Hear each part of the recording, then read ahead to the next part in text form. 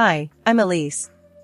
Grew up with a silver spoon, you could say, but never really cared for it. I always felt more at home helping out at the charity than sitting in some board meeting. So, when my buddy Casey invited me up to a no-frills cabin in the mountains for the weekend, I was all in. Little did I know, this trip would turn my world upside down. The cabin was rustic, no running water, electricity, and maybe on a good day. Casey's crew was a mix, people from all walks, but Tom stood out. He was a manager at some small-time company, nothing flashy, but he had this easy way about him. The first evening was a hoot. We were all huddled around the fire pit, the cold mountain air biting at our noses, when Tom started showing his chops. He'd already gathered firewood by the time I arrived, and there he was, setting up the fire like it was second nature. "You ever start a fire before, Elise?" he asked with a smirk. "Only the figurative kind," I shot back, grinning. Everyone chuckled. Tom laughed. "Well, tonight's a good night to learn the literal kind, then." As the fire crackled to life, Tom took charge of dinner. We had a bunch of random ingredients, and I swear the guy was a magician. With a couple of pans and the fire, he whipped up something that smelled like heaven. "How'd you learn to cook like this?" I asked, genuinely curious as I watched him stir the pot. "Mom was a chef," he replied without looking up. "Picked up a thing or two watching her." "You cook?" "Only if pouring cereal counts." He chuckled, stirring the pot. "Guess we won't starve this weekend." Dinner was a blast. The food was simple but delicious, and the company was even better. We all told stories, laughed, and the hours slipped by like minutes. Tom was the life of the party, but not in an over-the-top way. He just had this vibe that made you feel like you were in the right place. Later that night, as we sat by the fire, the group thinned out, heading to bed, and soon it was just Tom and I, the crackle of the fire keeping us company. "So, Elise, what brings someone like you out here? Not exactly a glitzy weekend getaway," he teased. I needed a break from all the glitz, honestly. Plus, Casey promised me a good time, hard to say no to that. Tom nodded, poking the fire. "Yeah, it's nice to get away from it all. No distractions, just the essentials." "That's exactly it. It's refreshing, you know? Being out here, it's real in a way that fancy dinners and city lights just aren't." We talked into the night, the fire dying down to embers. It was easy, talking to Tom. He didn't care who my dad was or how much money I had. He just saw me, just Elise. After that mountain trip, things with Tom moved fast, like, super fast. It wasn't just a fling kindled by firelight and starry skies, it was real.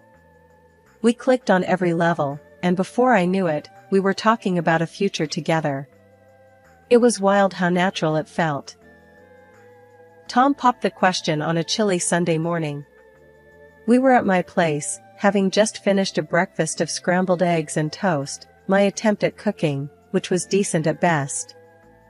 He looked a bit nervous, which wasn't like him at all. He kept fidgeting with the salt shaker, pushing it around the table, before finally stopping and looking straight at me. "Elise, I've been thinking. A lot, actually. About us." I smirked, wiping my hands on a napkin. "That sounds serious. Should I be worried?" He laughed, that easy laugh that always made me feel like everything was right in the world. "No, no worries. Just, well, here goes nothing." And that's when he got down on one knee, right there in my not-so-spacious kitchen, with the smell of burnt toast still lingering a bit. "Elise, will you marry me?" It was so straightforward, no frills or dramatic gestures, just him and me, and a simple question that felt like the biggest thing in the world. I didn't even hesitate. "Yes, Tom. Of course, yes." Fast forward to meeting his parents, Martha and Joe. We drove up to their house, a cozy little place with a garden out front that looked like it took more than a bit of work to keep up. Tom had told me they were simple folks, nothing fancy about them, and he wasn't kidding. Martha opened the door, and her smile was as warm as a summer day. "Tommy. And you must be Elise." We've heard so much about you." She pulled me into a hug like we were long-lost friends. Inside, Joe was just as welcoming, though a bit more reserved. He shook my hand with a firm grip that matched his stern look, but his eyes twinkled a bit as he did. "Good to finally meet you, Elise. Tommy's told us a lot." We sat down to dinner, and that's when the real conversation started. Martha served up a homemade lasagna that was absolutely to die for, and between bites, the chat flowed. "So, Elise, Tommy says you work with a charity? That's quite noble of you," Joe commented, passing me the garlic bread. "Yeah, it's something I'm passionate about. It's not about money for me, just helping where I can," I replied, trying to sound as down-to-earth as possible. Martha chimed in, her voice full of curiosity. "That's wonderful, dear. It's rare to see young folks so dedicated to good causes these days." The dinner moved on to lighter topics, but as we were clearing the table, Tom's mom pulled me aside. Her tone was a mix of sincere and something else, maybe caution. "Elise, we're just simple people here. Tom's happiness is what matters to us. You make him happy, right?" I was taken aback a bit by the directness. "Yes, Martha. Making each other happy is what we're all about." She nodded, seemingly satisfied with that answer, and patted my hand. "Good, good. Just keep that boy smiling." As Tom and I left later that night, I couldn't help but feel like I'd passed some kind of test. But more than that, I felt an immense pressure lift off my shoulders. His parents weren't just okay with me, they genuinely seemed to like me. Introducing Tom to my parents was a different story. Dads always had this way of sizing people up, and moms no pushover either. They were polite, sure, but there was a stiffness in the air. Dad gave Tom the kind of look that could either warm you up or freeze you solid, depending on his mood. "So, Tom, Elise tells us you manage a small team." Dad started during dinner, his voice casual, but with an edge that could cut glass. Tom handled it well, though. "Yes, sir. It's a modest operation, but we get the job done. I enjoy the challenge." Mom watched quietly, her eyes sharp but not unkind. "That's good to hear. Elise has always been driven to make a difference. We hope you two support each other." They made their point without making a scene. They were cautious, maybe even a bit skeptical, but they didn't object. They just wanted me to be happy, and that was enough for them to give us their blessing. So, we got married, and moved into this cozy, modern apartment downtown that Dad helped us secure. It was a big step, starting a new life together in a place that was all ours, well, sort of. But it felt right, like the beginning of something truly great. Living in our new apartment was like a dream at first. Tom and I had space to ourselves, decorating it with a mix of his taste and mine, nothing too fancy, but cozy enough for both of us. It was our little world. But soon, visits from Tom's parents, Martha and Joe, became more frequent. At first, I thought nothing of it, they were family after all. It started innocently enough. I wanted to make a good impression, so I bought a few nice things for their home, maybe a new coffee maker or some fancy kitchen gadgets. One Sunday, they came over for lunch, and I showed them the espresso machine I'd picked up for them. Martha's eyes lit up. "Oh, Elise, that's too much," she exclaimed, but her hands were all over it, checking every button and feature. Joe grinned, patting my shoulder. "You're spoiling us, Elise. What have we done to deserve this?" I laughed it off. "It's nothing, really. Just saw it and thought of you guys." That should have been the end of it, but it wasn't. The next time they came over, Martha pulled me aside, her voice low. "You know, Elise, our TV has been acting up. Nothing like your lovely flat screen here." I caught Tom's eye, looking for some kind of sign, but he just shrugged slightly. I didn't mind helping out, so I nodded. "Sure, I'll look into it for you." It wasn't long before I found myself buying them a new TV. It felt good to make them happy, and their thanks were always effusive, almost too much. But then, the requests started to get more specific. We were having dinner at their place when Joe brought it up. Elise, you've been so kind with the gifts. There's actually something specific we've been needing. Our old mattress is just killing our backs. I glanced at Tom, who seemed uncomfortable, but said nothing. I sighed, a bit of annoyance creeping in. Okay, send me the details, and I'll see what I can do. From there, it spiraled. Every visit or call seemed to come with a new hint or outright request. Elise, you know, the winter's coming, and our house could really use some new insulation. Or Elise, have you seen those new smart fridges? They're fascinating. Each time, I felt a bit more used, but I pushed those feelings down. They were Tom's parents, after all, and I wanted to keep the peace. The morning I found out about my dad's company going bankrupt was like any other, until it wasn't. I was sipping my coffee, scrolling through the news on my phone, when the headline hit me like a ton of bricks. I remember the cold feeling in my stomach as I read about the financial troubles, the bankruptcy filings, everything tumbling down. I called Dad immediately. His voice was calm, but I could hear the strain behind it. Elise, it's bad. I didn't want to worry you until I had to. I was shocked. But, what's going to happen now? What about us? We'll get through it, sweetheart. But things are going to change. You might need to tighten up a bit until we figure things out.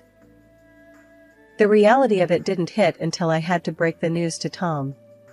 He was getting ready for work, and I caught him just as he was about to leave. Tom, we need to talk. It's about my dad's company. He frowned, sensing the seriousness. What's up? Something wrong? I took a deep breath. His company went bankrupt. It's all over the news. We're going to have to make some big changes around here. Tom's reaction was a mix of concern and disbelief. Wow, I mean, are you okay? What's going to happen with the apartment? And everything else? I don't know yet, I admitted, feeling lost. We need to figure things out, but we'll probably have to move somewhere cheaper. Cut back on a lot of things. The following weeks were a whirlwind of adjustments. We started looking for cheaper apartments, cutting down on all our expenses. It was during this time that I noticed a shift in Tom's demeanor. He became quieter, more distant. One evening, as we were going over our budget, he snapped. Can't believe we have to count every penny now. This isn't how I thought things would be. I was taken aback by his tone. I know it's tough, but it's not like I planned any of this. We just have to deal with it together. Yeah, well, it's easy for you to say. You've never had to worry about money before, he retorted sharply. His words stung, and I felt a rift growing between us. But things got even worse when we had to move in with his parents. The welcome was warm at first, but the house felt smaller with each passing day, cramped and filled with tension. Martha and Joe's attitude started to change too. Martha joined in one day when I was doing the dishes. Elise, maybe you should cut back on the hot water. Bills aren't cheap, you know. Her words were casual, but they cut deep. Of course, Martha. I'll make sure to be more mindful. Living there became a daily reminder of our situation. The comments about saving money, about how we were now dependent on them, chipped away at my pride and my relationship with Tom. Feeling the pressure, I finally decided to leave the charity foundation and picked up a job. But even with the extra income, it wasn't enough. Tom's patience wore thin, and his temper grew short. One night, after a particularly tough day, he exploded. Can't you see we're drowning here, Elise? And all you do is add to the weight. I was stunned, tears stinging my eyes. I'm trying my best, Tom. It's not like I want this life for us. His parents were no help either. They started seeing me as a freeloader, someone just taking advantage of their goodwill. At dinner, Joe would pass snide remarks. Hope you appreciate this meal, Elise, since you're eating our food in our house. Each word was a jab, each look a reminder that I was an outsider now. It was clear I was no longer a daughter-in-law, but an unwanted guest who had overstayed her welcome. Martha's birthday was supposed to be a small family celebration at a nice local restaurant. Just me, Tom, and his folks. A chance to put aside the tensions and just enjoy a meal together. That's what I thought anyway. We got to the restaurant, and it was fancier than I expected. I felt a bit out of place, but I tried to keep up a good face for Tom's sake. We all sat down, and the waiter handed out menus. I noticed right away that mine looked different from everyone else's, a lot thinner. When I opened it, it was clearly some sort of budget menu. Confused, I looked up, catching Tom's sneering glance. He quickly looked away, not wanting to meet my eyes. "What's this?" I asked, holding up the flimsy menu. Martha, ever the peacekeeper, or so she seemed, chimed in with a laugh. "Oh, we thought that would be more suitable for you, dear. We have to watch our expenses, after all." Joe snickered and added, "Yeah, consider it part of your new budget plan. No room for the fancy stuff anymore." I felt my cheeks burn as I looked down at the options, just some salads and a soup. Meanwhile, they were all eyeing the steaks and seafood dishes. The waiter came around to take our orders, and as each of them ordered dishes with prices that made my head spin, the sting grew sharper. When it came to my turn, I could barely speak through the lump in my throat. "Just the soup, please," I muttered, wishing I could disappear into my seat. As the dinner went on, their jokes and laughter about their lavish meals felt like jabs. I tried to keep up some semblance of dignity, but then Tom dropped the real bomb. "Enjoy your simple dinner, Elise. You know, since you're more of a freeloader these days," he said, laughing like it was the funniest joke in the world. The table erupted in laughter, but it sounded cruel to my ears. I couldn't hold back anymore. "Funny you should say that, Tom," I snapped, my voice rising despite myself. "You didn't seem to mind my freeloading when I was footing the bill for dinners like this, or buying your parents whatever they asked for." The laughter stopped abruptly. The restaurant had gone quiet, and I realized we'd attracted the attention of other diners. Some even had their phones out, capturing this lovely family moment. Joe's face went red, and Martha's mouth snapped shut. Tom just stared, his smirk fading. "You know what? This isn't funny. Not at all," I continued, my voice shaking. "You enjoyed my generosity when it suited you. But now, when I'm down, this is how you treat me? Like I'm less than you?" Nobody had an answer. They just sat there, the color draining from their faces as they realized just how public our confrontation had gotten. "I think I've had enough birthday celebration for one night," I said coldly, pushing back from the table. I didn't wait for a response. I just walked out, the sound of my heels sharp against the restaurant floor, leaving them to their expensive dishes and their newfound silence. I drove straight to my parents' house, the place I'd always considered my true home.